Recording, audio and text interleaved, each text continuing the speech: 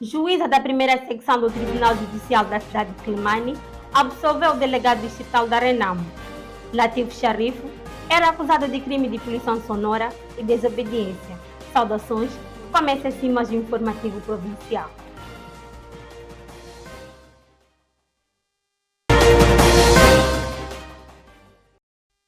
A administradora de Atumoloco na Zambésia diz não ter conhecimento de que foi deixado um caixão na varanda do tribunal com uma carta de ameaça de morte contra o juiz Celso Alexandre.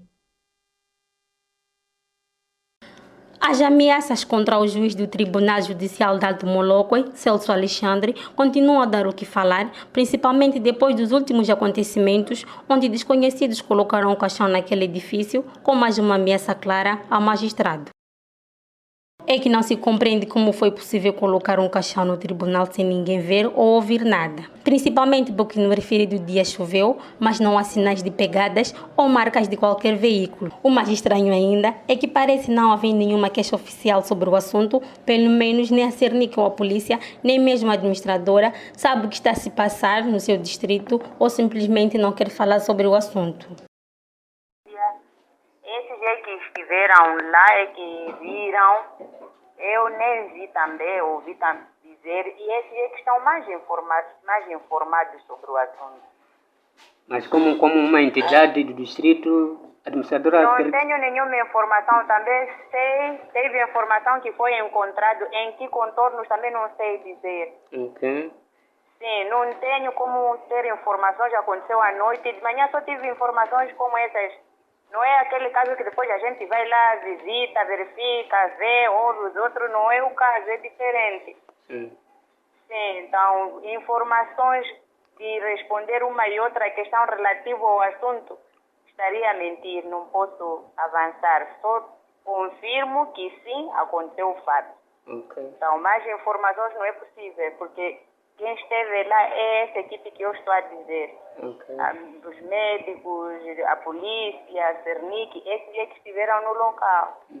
Insistimos se a dirigente tem ideia de quem pode ter deixado o caixão, mas a resposta foi a mesma. Não. Nem eles também não sabem, estão a fazer investigações. Ok.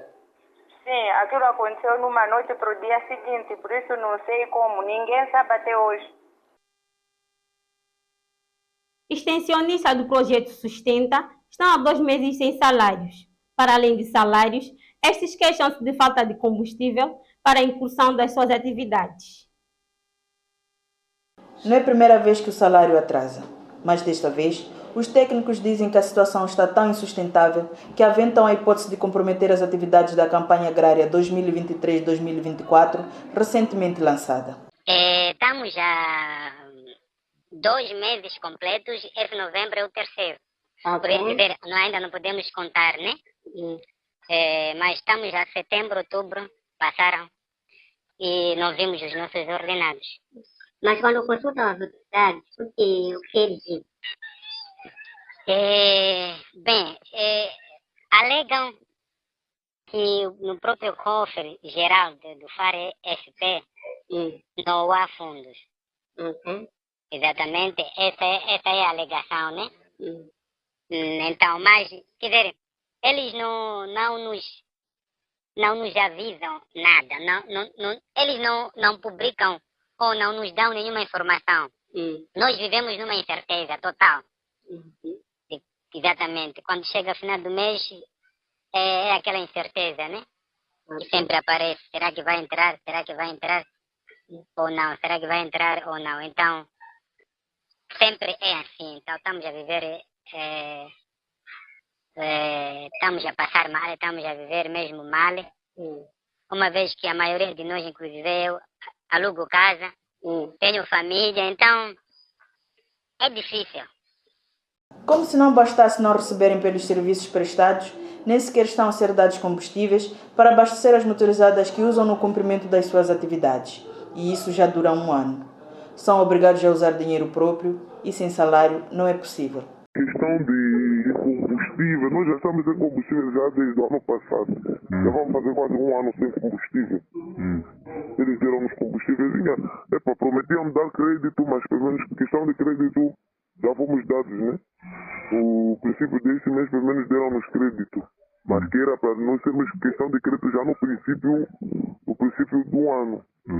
No princípio quase do contrato, né, que foi de 2020. Aproveitamos o nosso próprio salário para tirarmos um 200, um 100, abastecemos combustível. Vamos assim mesmo assistindo os nossos produtores. No contrato vem tudo, eles. O contrato está bem especificado. Exatamente, o contrato está bem especificado. Eles iam garantir, dar todas as condições possíveis para os técnicos garantir a assistência aos produtores. Mas em contrapartida, nada disso está acontecendo. A nossa reportagem tentou falar com os responsáveis do projeto, mas sem sucesso. A autarquia de Murumbala entra na equação do Conselho Constitucional, tal como os outros 10 municípios. O Conselho Constitucional solicitou à Comissão Nacional de Eleições os editais das mesas de votação. Murumbala foi uma das autarquias pouco barulhentas nesta onda de contestação dos resultados de 11 de outubro último. Entretanto, algo estranho aconteceu. Esta quinta-feira, o Conselho Constitucional notificou a Comissão Nacional de Eleições para, num prazo de 72 horas, entregar os editais daquele município e mais outros 10. De recordar que a CNE declarou o Partido Frelimo como vencedor com 11.914 votos, correspondentes a 73,79%, contra 3.956 votos da Renamo e 276 votos do Movimento Democrático de Moçambique. Aliás, oficialmente, nem a Renamo e nem o MDM submeteram recursos para contestar os resultados, mas o CC quer os editais daquela recém-criada autarquia. Vamos a uma breve pausa. Voltamos num piscar de olho. Até já.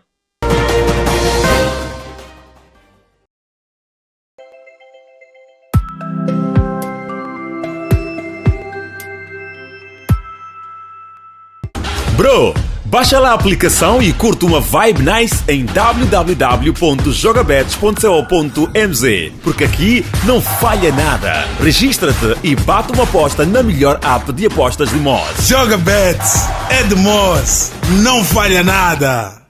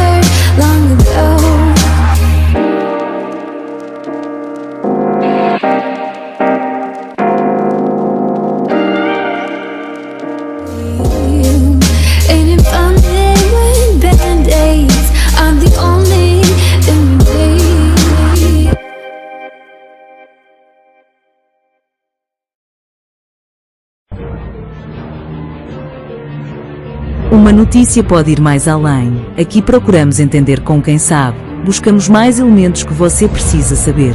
Revelamos factos inéditos. Colhemos sentimentos, desabafos, alegria, tudo ao pormenor. A reportagem DZ revela-lhe tudo.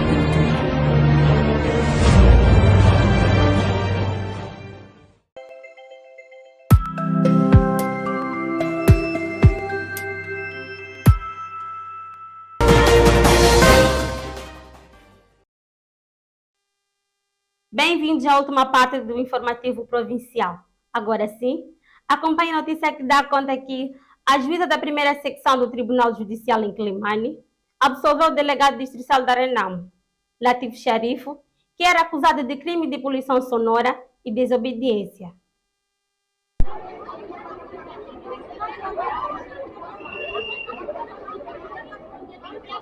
É o ponto final.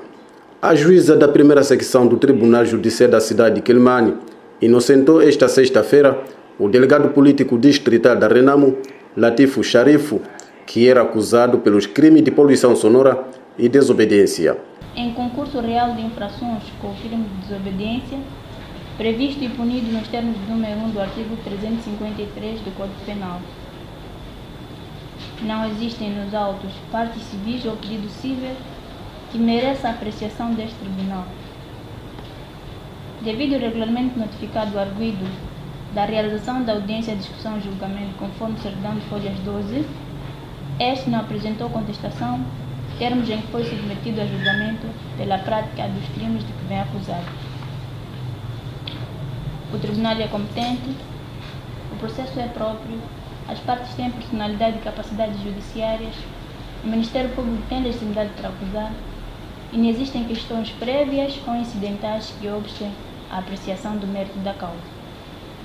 Proferindo a sentença, a juíza explicou que o agente da polícia exagerou na dedução do crime, porque até 22 horas era período que a lei previa para a realização da campanha eleitoral, por isso o delegado não violou nada na legislação eleitoral.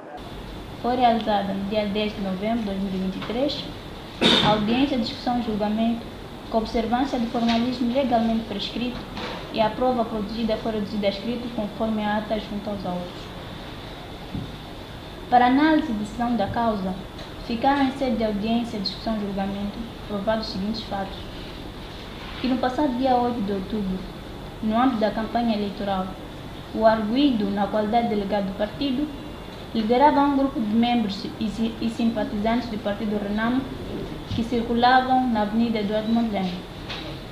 Foi nesta senda que o denunciante recebeu uma ligação telefônica de um colega por volta das 20 horas, a dar conta que um grupo pertencente a um partido Renamo estava com a música alta a passar pela Avenida Eduardo Mondlane. Comunicou imediatamente os seus superiores hierárquicos, que o orientaram a se fazer alocar para apurar os fatos.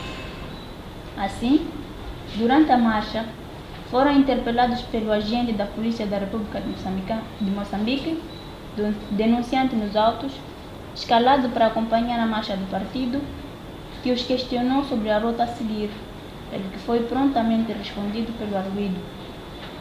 Com efeito, foi decorrendo com normalidade a marcha, na companhia do agente, que entretanto, a dado momento ausentou-se, tendo regressado em momento posterior. Contudo, momentos depois, foram novamente interpelados por agentes sêniores da polícia, dando conta de que estavam a promover um ruído que incomodava as pessoas, sendo no momento instruído a abaixar o volume, tendo cumprido e desligado a música e orientado os seus membros a dirigirem-se à sede do partido. Que o denunciante tinha ciência que o grupo circulava dentro do período legalmente previsto, mas que comunicou aos seus superiores para que ficassem atentos a qualquer eventualidade. Com relevância para a análise e decisão da causa, não se provaram os seguintes fatos: que o arguido foi interpelado pelo agente denunciante, que terá lhe abordado sobre o horário da campanha e solicitado que parasse imediatamente, tendo o arguido ignorado e continuado a marcha ao som de música alta, incorrendo ao crime de desobediência. À saída na sala de julgamento, Latifo Sharifo era um homem feliz. Estou a sair do julgamento, fui inocentado, as provas que a polícia trouxe não têm fundamento. Não só, mesmo a pessoa que queixou contra mim não apareceu no julgamento. E saio tranquilo porque eu sou um cidadão honesto. Contudo, aquele político ameaça processar a polícia por ofensa à sua honra e reputação. Eu vou meter um processo contra a pessoa que queixou. Vou exigir, porque é o meu nome que está em causa. Eu nunca desobedeci à lei. Vou meter uma queixa contra a Polícia da República de Moçambique, na pessoa do Sr. Saddam, e ele vai ter que me explicar quem lhe mandou. Eu estou bem, sempre estive bem. Só que nunca entrei em nenhum tribunal na minha vida, como eu disse. E isso me incomodou bastante. Nem como testemunha, nem como réu. Hoje fui chamado de réu. Importa frisar que o referido agente queixoso faltou no ato da leitura da sentença. Na atualidade internacional, Comunicação Social Palestiniana diz que as forças israelitas invadiram o hospital de Ibn Sina, em Jenin. Israel intensificou as operações na Cisjordânia apoiado por uma coluna militar de 80 veículos rumo à cidade de Jenin e, de acordo com a comunicação social palestiniana, as forças israelitas invadiram o hospital de Ibn Sina. A Al Jazeera dá ainda conta da morte de 3 palestinianos na sequência de um ataque a um posto de controle, reivindicado pelo Hamas e que provocou ainda a morte de um soldado israelita. Na faixa de Gaza, a situação é dramática e o Programa Alimentar Mundial avisou que estamos perante uma situação de fome eminente no território. Na sequência do ataque ao hospital de Al-Shifa, o maior de Gaza, as Forças Armadas israelitas anunciaram a descoberta de várias armas e da entrada de um túnel, mas o anunciado bunker do comando do Hamas continua por descobrir. Mesmo no centro de teatro de guerra, o hospital continua em funcionamento e os militares israelitas publicaram nas redes sociais que tinham levado água e comida aos pacientes, uma vez que o seu bem-estar era uma prioridade. Enquanto isso, contagem de votos em curso na primeira volta das eleições presidenciais em Madagascar. A contagem está em curso em Madagascar após a primeira volta de votação nas altamente disputadas eleições presidenciais do país, que tiveram lugar na quinta-feira após semanas de protestos violentos. Desde os 10 candidatos da oposição apelaram aos cidadãos para boicotarem a votação, dizendo que as condições para uma eleição justa não foram cumpridas. Num comunicado após o encerramento das mesas de voto, afirmaram que a taxa de participação era a mais baixa da história do país, cerca de 20%, citando números provisórios de observadores eleitorais. Rajoelina, que manifestou confiança na reeleição, descartou isto como uma tática política e ignorou as semanas de protesto que abalaram a ilha. Uma fraca participação provavelmente fortalecerá a posição do grupo de oposição, que prometeu continuar a protestar até que sejam realizadas eleições justas. É o fim de mais uma maratona informativa. Amanhã estamos juntos. Até lá, esteja ligado ao Diário das Américas. Boa noite.